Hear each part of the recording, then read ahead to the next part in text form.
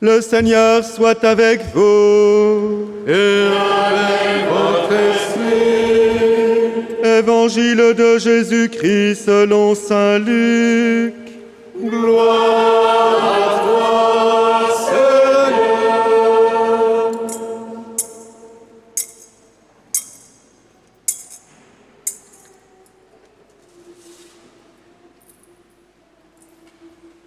En ce temps-là, tandis qu'il faisait route vers Jérusalem, Jésus traversait villes et villages en enseignant.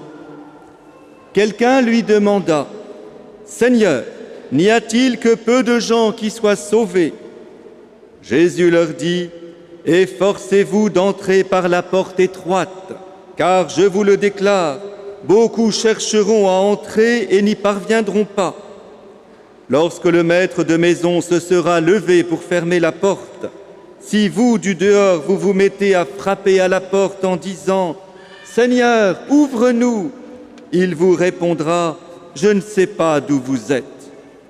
Alors vous vous mettrez à dire « Nous avons mangé et bu en ta présence, et tu as enseigné sur nos places. » Il vous répondra « Je ne sais pas d'où vous êtes, éloignez-vous de moi, vous tous qui commettez l'injustice. » Là, il y aura des pleurs et des grincements de dents lorsque vous verrez Abraham, Isaac et Jacob et tous les prophètes dans le royaume de Dieu et que vous-même vous serez jetés dehors.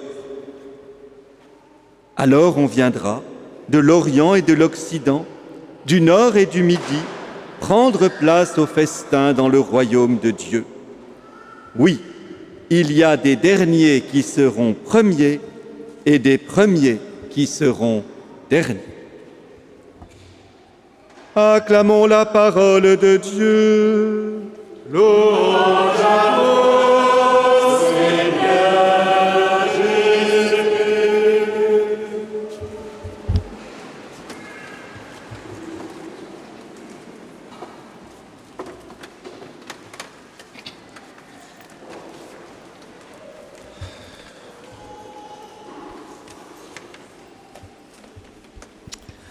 Alors. Là, je suis pas sur le bon dimanche, là, voilà.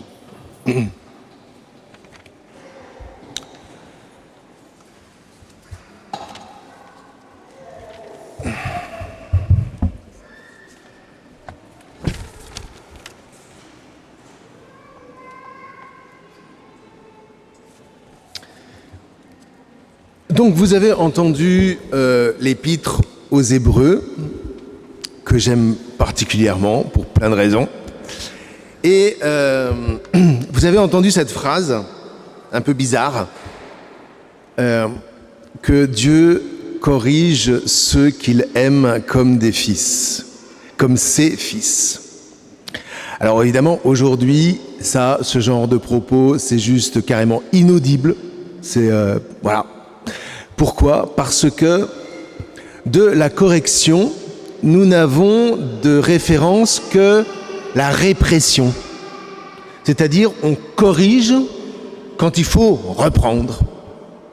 Et en plus, le pire, c'est que souvent, on ne corrige que l'extérieur. Vous voyez, hein ? Souvent, je vous ai fait faire la différence entre la société et la communauté. La communauté, on va commencer par là, c'est tout nous unit en dépit de ce qui nous sépare. La société, c'est tout nous sépare en dépit de ce qui nous unit. Donc pour tenir une société en état de marche, eh bien, il faut faire des structures extérieures. Et vous voyez bien qu'aujourd'hui, où notre monde est je déteste ce mot parce que c'est pas un mot français, mais ça fait rien, on va l'utiliser, est sociétal, comme on dit, hein, eh bien, on ne fait des lois que pour mettre des cadres. Ce qui fait que, dans le fond, notre système de loi aujourd'hui, c'est un quadrillage. Voilà. Et il faut rentrer dans ces cases-là. Et on appelle ça, vous voyez, et on va corriger le cadre. Étonnez-vous que ça ne marche pas. Parce que dans la Bible, quand il s'agit de corriger, il ne s'agit pas de corriger le cadre. Il s'agit de corriger le cœur. Voyez ? Et il ne s'agit même pas seulement de de faire de la répression. Il s'agit de donner une vision. Que fait le prophète Isaïe dans le premier texte qu'on a entendu? C'est tout simplement donner une vision. Regarde, sois fidèle à la Torah, sois fidèle à l'Alliance, et tu vas voir que non seulement tu vas revenir à Jérusalem, mais en plus toutes les nations vont venir vers toi. Et tu vas devenir une lumière pour le monde. Il y a une vision. Et par rapport à cette vision, effectivement, eh bien, il y a un chemin qui, quand il va un peu trop à droite, il faut le corriger. Et puis quand il va un peu trop à gauche, il faut le corriger aussi. Et de correction en correction, qui sont des corrections intérieures parce qu'on sait où on va, eh bien, cette correction, on sent qu'elle est bonne parce qu'elle nous travaille, parce qu'elle nous relève, parce qu'elle nous construit, parce qu'elle bâtit une histoire. Une comparaison. Vous allez chez le médecin. Alors, évidemment, si vous allez chez le médecin simplement parce que vous avez un petit bobo et que vous voulez qu'il vous le corrige, qu'il vous le guérisse comme ça, ok. Mais souvent, vous y allez parce que vous avez, je sais pas moi, vous avez, par exemple, vous êtes obèse. Vous êtes obèse, vous allez chez le médecin, c'est pas un péché d'être obèse, hein, mais il se trouve que le médecin vous donne un objectif. Perdre, je sais pas moi, 90 kilos. Voilà, on va perdre 80... attention, il y en a certains, il faut pas que vous les perdiez parce qu'on vous retrouve plus là. Mais voilà, on a un objectif. Qu'est-ce que ça veut dire? Ça veut dire que derrière, il y a un cadre intérieur. Parce que ceux qui réussissent leur régime, c'est pas ceux seulement qui font le cadre extérieur. C'est ceux qui comprennent qu'il y a une discipline intérieure. Vous voyez? Et le médecin va vous donner une discipline. Et vous allez le faire, pourquoi? Parce qu'il y a un objectif à atteindre. S'il n'y a pas d'objectif, qu'est-ce que c'est? J'ai mon histoire qui est dans l'instant. Et donc, chaque fois que quelque chose se produit dans ma vie, c'est-à-dire chaque fois que Dieu traverse mon existence, je me révolte. Oui, c'est pas normal. Et alors, comme j'ai mal, en général, je demande au Seigneur, « Oh Seigneur, guéris-moi, guéris-moi. » Il y a des prières que Dieu a du mal à agréer quand même. Hein. C'est ce qu'on appelle la plainte perpétuelle, quand on est en train de geindre. Oh Seigneur, guéris-moi. Seigneur, console-moi. Et là, vous voyez, on tartine du sein doux sur du vieux pain pour essayer de faire glisser la bouchée. Mais c'est pas ça, la prière, c'est pas ça. La prière, c'est pas uniquement approchez-vous de Dieu, il va vous consoler, il va vous... Quelquefois, on en a besoin. Que celui qui dit je n'ai pas besoin de consolation se corrige vite, parce que c'est pas vrai. Mais on n'a pas besoin que de ça. Vous voyez, dans les psaumes, il y a vraiment le psalmiste qui dit au Seigneur, Seigneur, corrige-moi. Alors il précise, sans trop de colère. Mais corrige-moi, corrige-moi. Quelle était la dernière fois où dans votre prière, vous avez demandé à Dieu, Seigneur, corrige-moi? Allô? Vous devriez me répondre, mon Père, dans la prière pénitentielle, Kyrie eleison, ça veut dire corrige-moi. Oui? Quand je reconnais que je suis pécheur, c'est précisément... Pardon. Quand je reconnais que je suis pécheur, c'est précisément parce que je reconnais que j'ai besoin de correction. Mais pas une correction qui consisterait à me taper dessus, mais une correction qui est la correction du chemin. Et ce chemin qui me mène vers la porte, cette fameuse porte étroite que sans correction, je ne trouverai jamais. Vous voyez, la correction, c'est Dieu qui intervient dans ma vie. Je vous ai déjà dit depuis plusieurs dimanches, si vous étiez là, que Dieu, c'est pas ce vieux barbu qui... Vous voyez, j'étais en montagne il y a pas longtemps, oh là là là là, dans la Savoie, des représentations de la Trinité. Mon Dieu, oui. Mon père, c'est un vieux barbu avec un type en croix et un pigeon qui sort de la bouche du barbu. C'est ça la Trinité chrétienne? Un barbu, un pigeon et un... Je me souviens, pour vous faire rire, de frères et de sœurs qui un jour sont allés jusqu'au Japon pour faire un enseignement sur la Trinité. Je vous l'ai déjà raconté celle-là? Non? Et alors, à la fin, le monsieur japonais, qui tu as peut-être dû entendre parce que c'était des pradères.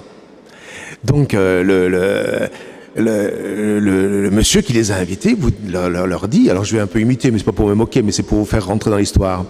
Nous avons très très bien compris ce que vous nous avez dit du Père. Nous avons très très bien beaucoup aimé ce que vous nous avez dit du Fils. Mais nous n'avons pas très bien compris ce que vous nous avez dit à propos de l'honorable volatile. Vous voyez ? Non, l'Esprit Saint, c'est pas un pigeon. L'Esprit Saint, vous voyez, c'est l'être de Dieu. Quand on parle de Dieu, n'imaginez pas un personnage. C'est un être complètement autre que nous, et qui nous traverse, d'abord qui nous soutient dans l'être, c'est-à-dire que si on n'est pas si on n'est pas amorphe, c'est précisément parce que Dieu nous soutient. Mais ensuite, ce Dieu-là, il nous traverse de part en part, et il nous secoue, et il nous corrige. Et quand il nous corrige, ben oui, ça secoue, ça ébranle. Alors pardonnez-moi pour ceux qui viennent là depuis 2-3 dimanches, mais ça fait rien. Pour ceux qui viennent de revenir là, ça ébranle. Et si je sais reconnaître que Dieu lui-même agit dans l'ébranlement qui s'opère, qui peut être un ébranlement douloureux, mais qui peut être aussi un ébranlement joyeux. Quand il y a un enfant qui arrive dans une famille, c'est un ébranlement, parce que ça vous modifie quand même l'existence, pas vrai ? Hein ? Mais n'empêche que c'est un ébranlement qui est aussi joyeux. Donc vous voyez, il n'y a pas que des ébranlements qui font peur. Mais en tout cas, quand il y a un ébranlement qui arrive dans ma vie, parce que la vie ne va pas où je voudrais qu'elle aille, et heureusement, pourquoi ? Parce que j'ai moi-même posé une espèce de cadre, et que si je n'ai pas de vie spirituelle, je vais poser un cadre dans lequel je vais m'enfermer. Mais voilà que Dieu, lui, dans sa grande bonté, dans sa miséricorde, vient et bousille mon cadre. Il y a un très beau texte de Hans Urs von Balthasar là-dessus. C'est un grand théologien remarquable où il explique comment je me suis enfermé dans ma tour et comment Dieu a réussi telle une plante, à plonger ses racines, à déstabiliser les pierres et à détruire le mur dans lequel je m'étais enfermé. Et il le dit très très bien, tu as eu mal, ça t'a fait peur, etc., mais c'est moi qui agis. Et voyez, la familiarité de Dieu, elle vient de là. C'est quand on sait reconnaître, quand il agit, quand il passe. Et précisément, vous voyez, Dieu nous devient familier, de sorte que lorsqu'il nous a enfin montré la porte et qu'on a réussi à y aller, quand on frappe à cette porte, eh bien il nous dit, eh oui, je te connais, car tu m'as laissé te guider. Je te connais. Mais si j'ai dit non à chaque fois, à chaque ébranlement, et à chaque fois je me suis révolté, je frapperai et dirai, t'es qui toi ? À chaque fois que je suis passé te voir, t'étais jamais là. Ouais. Alors je dis pas qu'il va aller en enfer, le gars. Mais peut-être qu'il ira dans la salle d'attente, oui, qui est à côté, voilà, pour réfléchir et pour laisser le Seigneur quand même, malgré tout, ébranler la forteresse qui s'est un petit peu trop façonnée. C'est ça la correction, voyez ? Et la porte étroite, elle est là. Laisse-toi corriger par amour. Quelquefois ça fera mal, d'autres fois ce sera hyper joyeux, mais quelque part, oui, Dieu aime qu'on s'affronte à lui, il aime qu'on lutte avec lui comme on lutte avec la vie. Ouais ? Parce qu'au moins ça montre qu'on est vivant. Et là, vous voyez, on va communier maintenant. S'il y en a un qui s'est laissé secouer, c'est Jésus lui-même. Ouais ? Mais il nous dit, vous savez pourquoi j'ai été jusqu'au bout, pourquoi j'ai prié cette prière magnifique du chapitre 17 selon Saint Jean ? Parce qu'il y avait un objectif. Cet objectif, c'était la résurrection de la multitude. Et parce qu'il y avait cet objectif, j'ai laissé le Père me corriger, non pas ma volonté, Seigneur, mais la tienne. J'ai laissé le Seigneur me corriger. J'ai introduit la lumière dans la mort et j'ai ouvert la porte. Eh bien, que cette Eucharistie que nous allons vivre maintenant, eh bien, nous fasse marcher sur ce chemin-là. Et si cette semaine, ça ébranle, ça secoue, eh bien, reconnaissons-le, rappelons-nous-le. Et réjouissons-nous. Soyons dans la louange. Amen.